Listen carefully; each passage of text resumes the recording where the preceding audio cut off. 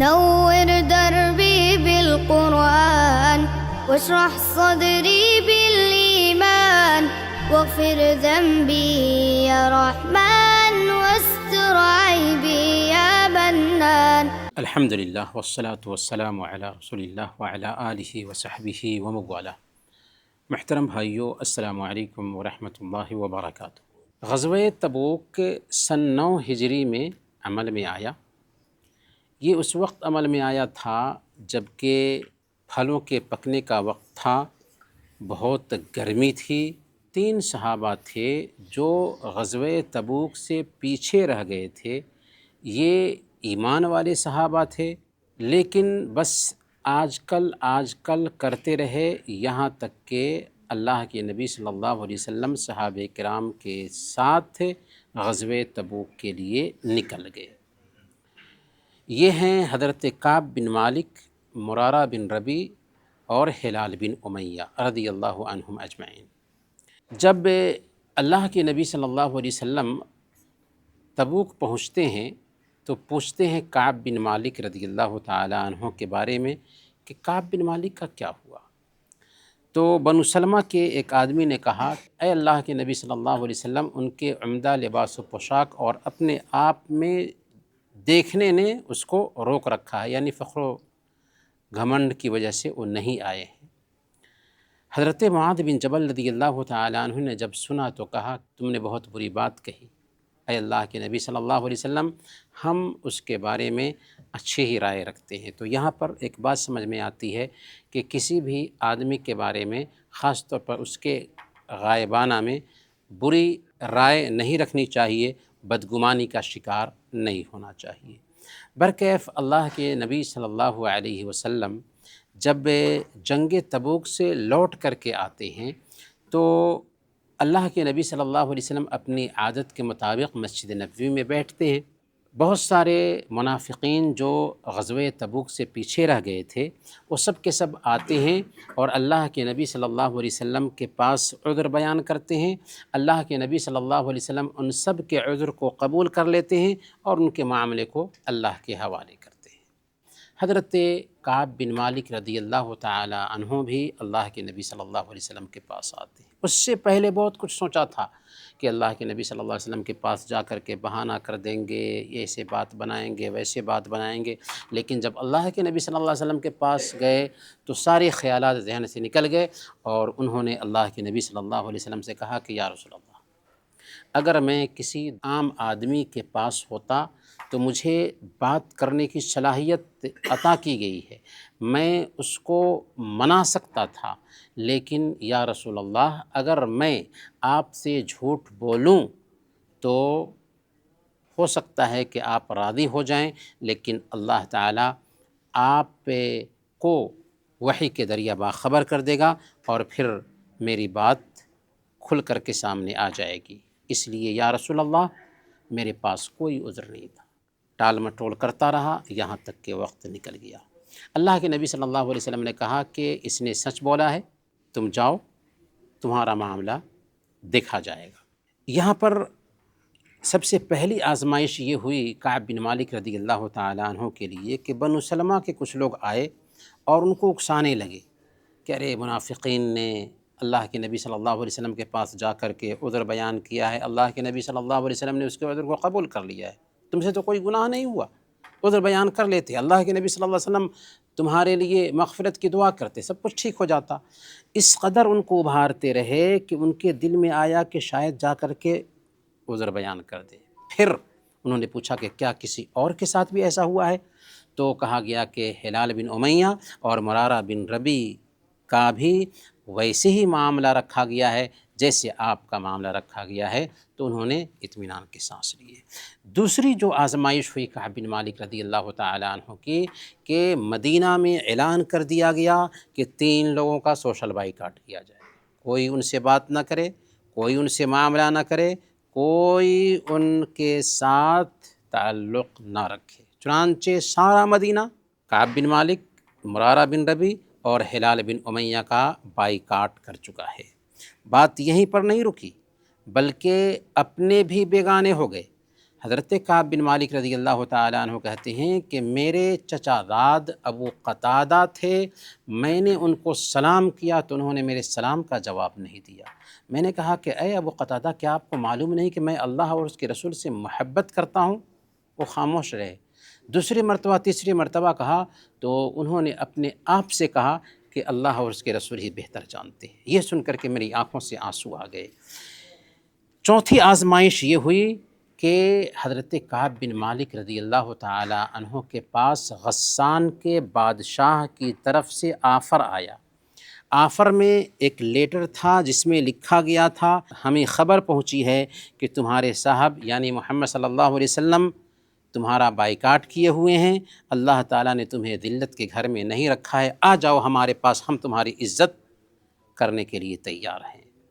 حضرت کعب بن مالک رضی اللہ تعالیٰ عنہ خط کو پڑھتے ہیں اور لے جا کر کے اس کو چولہے میں جلا دیتے ہیں۔ ہمارے جیسے لوگ ہوتے تو لے جا کر کے پیش کرتے کہ دیکھیے آپ نے ہمارے مقام کو سمجھا نہیں، لیکن فلاں ملک کے بادشاہ نے ہمارے مقام کو سمجھا ہے، یا کم سے کم اس کو تکیہ کے نیچے سجا کر رکھتے، فائل میں حفاظت سے رکھتے، لوگوں کو دکھانے کے لیے کہ فلاں بادشاہ کا خط ہمارے پاس آیا تھا۔ لیکن وہ ایمان والے ایسے تھے کہ یہ سوداگر تھے ایمان کے، اس لیے اٹھایا اور اس کی عزت نہیں کی بلکہ چولہے میں ڈال دیا۔ یہ تھا ایمان حضرت کعب بن مالک رضی اللہ تعالیٰ عنہ کا۔ اس کے بعد جب 40 دن گزر جاتے ہیں بائیکاٹ کے، تو 5ویں آزمائش یہ آتی ہے کہ کہا جاتا ہے کہ اپنی بیویوں سے الگ ہو جاؤ۔ پوچھا کہ کیا طلاق دے دے؟ کہا کہ نہیں، طلاق نہیں دینا ہے، لیکن بالکل الگ ان کو رکھنا ہے، ان سے تعلق نہیں ہونا چاہیے تمہارا۔ یہاں تک کہ بائیکاٹ کے 50 دن مکمل ہو چکے تھے۔ حضرت کعب بن مالک رضی اللہ تعالی عنہ اپنے چھت پر فجر کی نماز ادا کرتے ہیں اور وہیں پر بیٹھے ہوئے تھے کہ سلع نامی پہاڑ سے ایک آدمی آواز لگاتا ہے، یا کعب بن مالک ابشر، اے کعب بن مالک بشارت قبول کرو۔ یہ سنتے ہیں کہ فوراً سجدے میں گر جاتے ہیں اور ان کو یقین ہو جاتا ہے کہ اللہ رب العالمین نے ہماری توبہ قبول کر لی ہے۔ تو اس سے پتہ یہ چلتا ہے کہ ایک آدمی کو اگر خوشی ملے تو کیا کرنا چاہیے؟ سجدے شکر بجا لانا چاہیے۔ اس کے بعد اللہ کے نبی صلی اللہ علیہ وسلم کے پاس مسجد نبوی میں آتے ہیں، سارے صحابہ جنہوں نے بائیکاٹ کیا تھا سب کے سب ان کو مبارکبادی دینے کے لیے آگے آتے ہیں۔ ان میں سب سے پہلے حضرت طلحہ بن عبید اللہ رضی اللہ تعالی عنہ جب ان کو دیکھتے ہیں آتے ہوئے مسجد میں تو آگے بڑھ کر کے ان کو گلے لگاتے ہیں اور مبارکباد دیتے ہیں۔ یہ جو منظر تھا حضرت کعب بن مالک رضی اللہ تعالی عنہ کے لیے اس قدر خوشکن تھا کہ بعد میں بھی کہا کرتے تھے کہ میں طلحہ بن عبید اللہ کے اس انداز کو نہیں بھول سکتا۔ برکیف اللہ کے نبی صلی اللہ علیہ وسلم کے پاس آتے ہیں اور اللہ کے نبی صلی اللہ علیہ وسلم نے جب ان کو دیکھا تو کہا کہ اے کعب، بشارت ہو تمہیں ایسے مبارک دن کی جو تمہاری زندگی میں تیری پیدائش سے لے کر آج تک سب سے بہتر دن ہے۔ پھر اللہ کے نبی صلی اللہ علیہ وسلم سے حضرت کعب بن مالک رضی اللہ تعالیٰ عنہ نے کہا کہ یا رسول اللہ، مجھے خوشی ملی ہے، اس خوشی میں اپنے سارے مال کو اللہ کے راستے میں صدقہ کرنا چاہتا ہوں۔ اللہ کے نبی صلی اللہ علیہ وسلم نے کہا کہ نہیں، سارا مال صدقہ کرنے کی ضرورت نہیں ہے، تم کچھ مال اپنے پاس بھی رکھ لو اور باقی صدقہ کر دو۔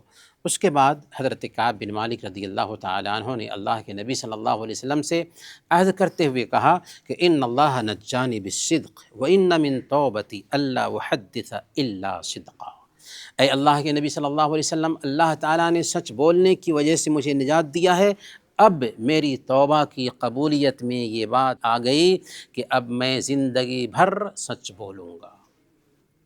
بہرکیف یہ جو قصہ پیش آیا تھا، مدینہ میں 3 لوگوں کا سوشل بائیکاٹ اسی قصہ کے پس منظر میں اللہ تعالیٰ نے یہ آیت کریمہ اتار دی۔ وَعَلَى الثَّلَاثَةِ الَّذِينَ خُلِّفُوا حَتَّى إِذَا ضَاقَتْ عَلَيْهِمُ الْأَرْضُ بِمَا رَحُبَتْ وَضَاقَتْ عَلَيْهِمْ أَنفُسُهُمْ وَظَنُّوا أَن لَّا مَلْجَأَ مِنَ اللَّهِ إِلَّا إِلَيْهِ ثُمَّ تَابَ عَلَيْهِمْ لِيَتُوبُوا إِنَّ اللَّهَ هُوَ التَّوَّابُ الرَّحِيمُ۔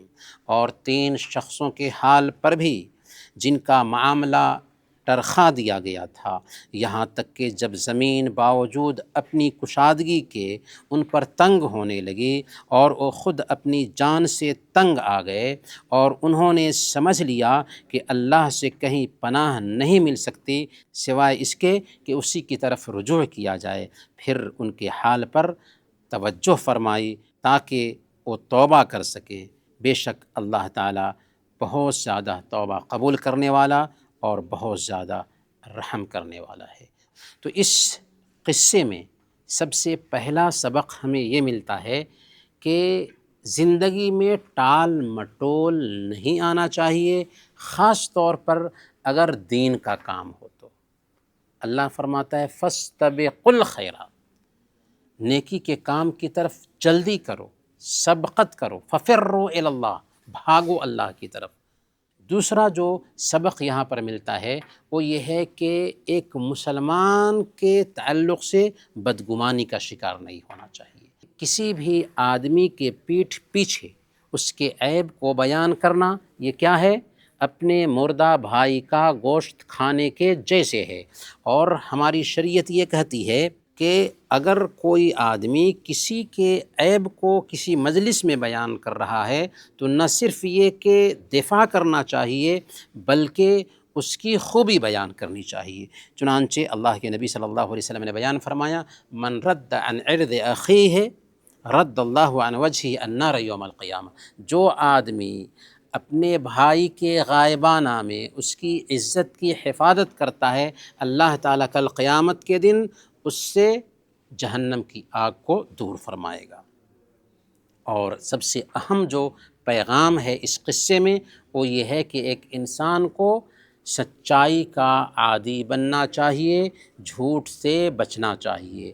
منافقین نے جھوٹ بولا تھا، اللہ تعالیٰ نے قرآن کریم میں آیت اتار دی اور ان کے نفاق کی دلیل بن گئی یہ آیتیں کہ قیامت کے دن تک یہ آیتیں تلاوت کی جاتی رہیں گی۔ اور حضرت کعب بن مالک، مرارہ بن ربیع اور ہلال بن امیہ نے سچ بولا تھا، اللہ تعالیٰ نے ان کی سچائی پر آیت اتار دی اور قیامت کے دن تک یہ آیت تلاوت کی جاتی رہے گی۔ تو یہاں سبق یہ ملتا ہے کہ چاہے حالات کیسے بھی ہو جائیں، ایک آدمی کو سچائی کا عادی بننا چاہیے۔ سچائی اختیار کرنے کی وجہ سے وقتی طور پر کچھ نقصان دکھتا ہے لیکن نتیجہ ہمیشہ بہتر ہی ہوتا ہے۔ تو اس لیے زندگی میں سچ بولیں، جھوٹ سے بچیں۔ اللہ تعالیٰ سے دعا ہے کہ اللہ تعالیٰ ہم سب کو سچا بنائے۔ آمین و صلی اللہ علی نبینا محمد وعلی آلہ وصحبہ اجمعین۔